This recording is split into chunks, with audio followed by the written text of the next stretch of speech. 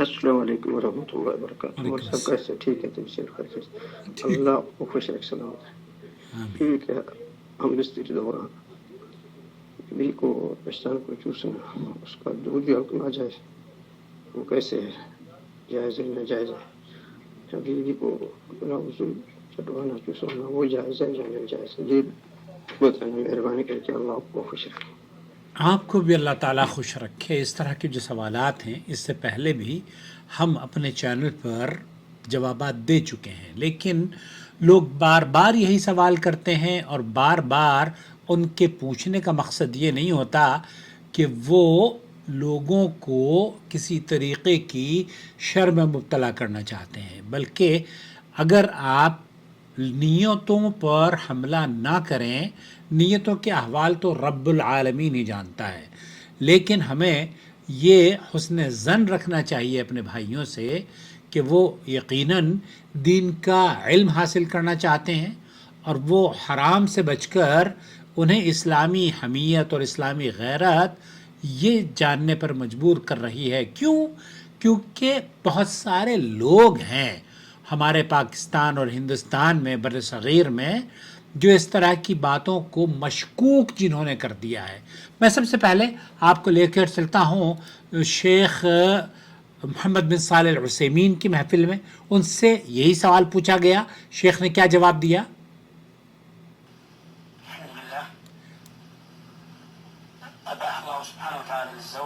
اباح اللہ سبحانہ وتعالی للزوج، کہ اللہ رب العالمین نے میاں بیوی کے درمیان جو تعلقات ہیں یا جو جائز اشیاء ہیں ان میں ان یستمتع بزوجتہ، شوہر کے لیے اپنی بیوی سے لذت حاصل کرنے میں کیف یشاء، اس کی کوئی قید نہیں ہے سوائے چند چیزوں کے جو کہ آپ کو ملحوظ خاطر رکھنی چاہیے.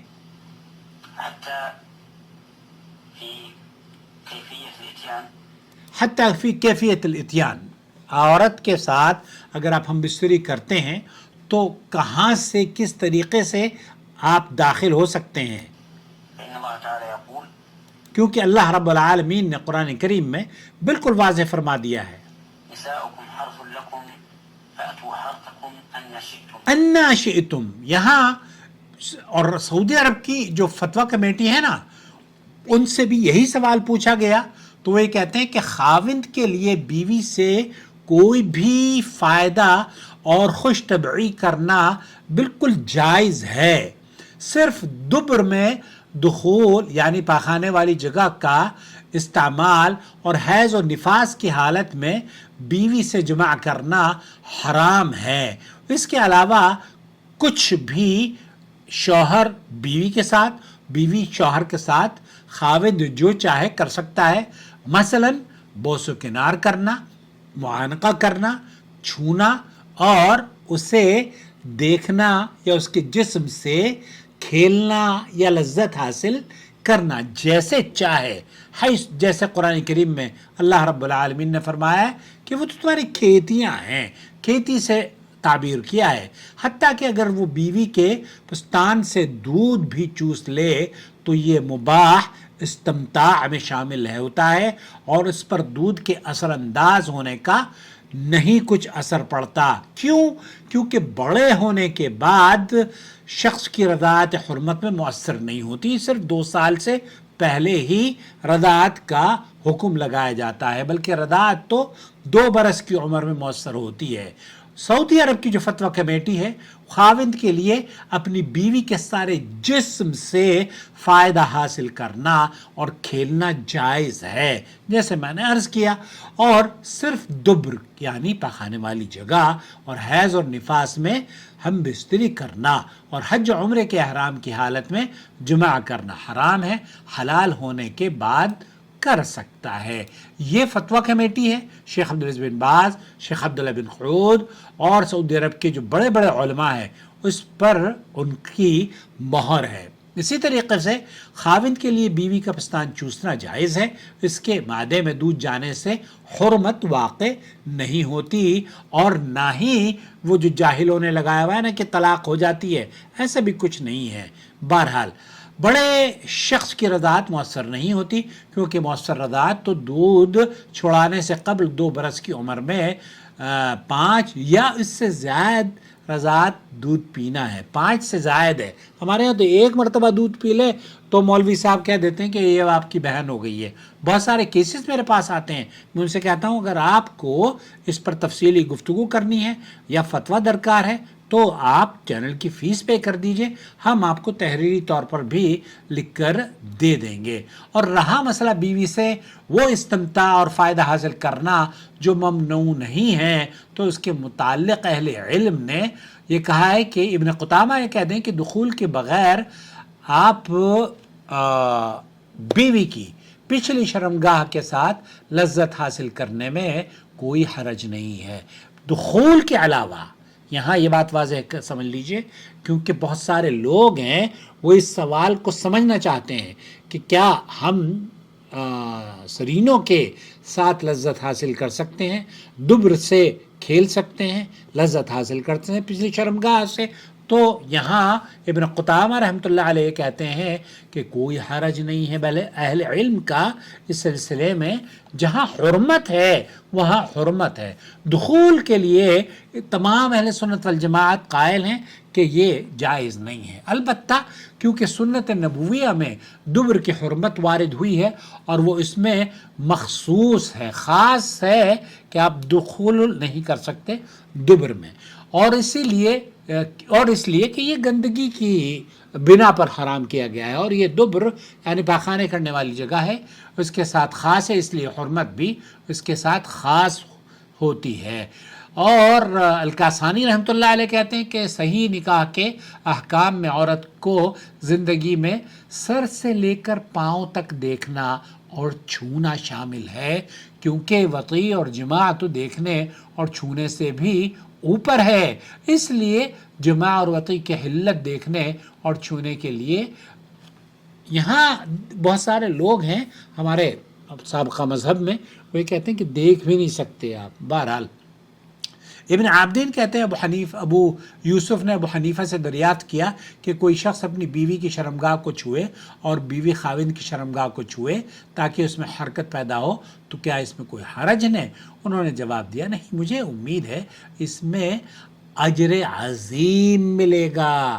دیکھیے جناب، یہ رد المختار ہے، امام ابو حنیفہ کے جو پیروکار ہیں یا حنفی مذہب کے جو پیروکار ہیں ان کی یہ معروف ترین کتاب ہے رد المختار۔ اس میں لکھتے ہیں ابن عابدین ابو یوسف نے ابو حنیفہ رحمۃ اللہ علیہ سے دریافت کیا کہ کیا کوئی شخص اپنی بیوی کی شرمگاہ کو چھوئے اور بیوی خاوند کی شرمگاہ کو چھوئے تاکہ اس میں حرکت پیدا ہو تو کیا اس میں کوئی حرج ہے؟ انہوں نے جواب دیا نہیں، مجھے امید ہے کہ اس میں عظیم اجر ملے گا۔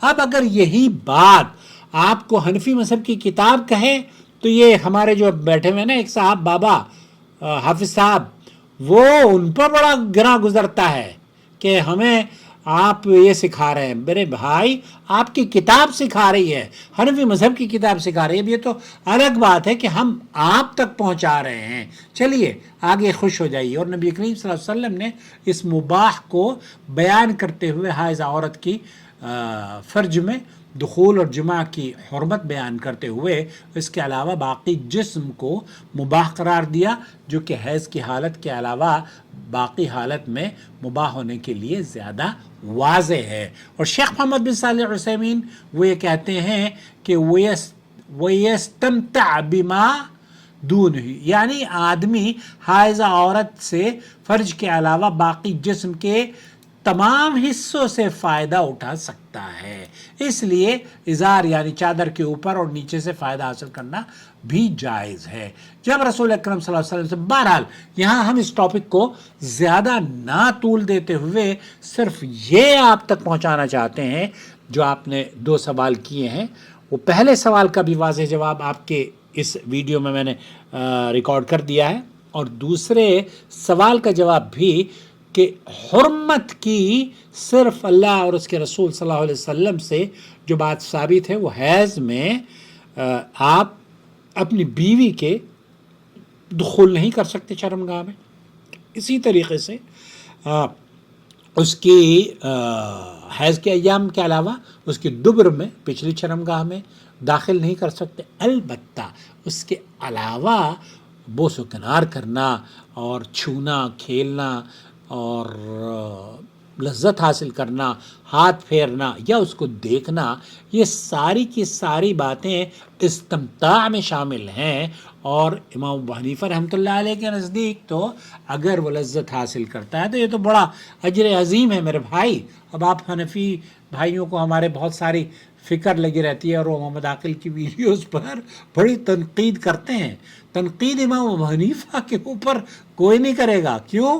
کیونکہ یہ بات امام ابو حنیفہ کے شاگردوں نے نقل کی ہے، ان کے فالوورز نے نقل کی ہے، امام ابن عابدین نے نقل کی ہے.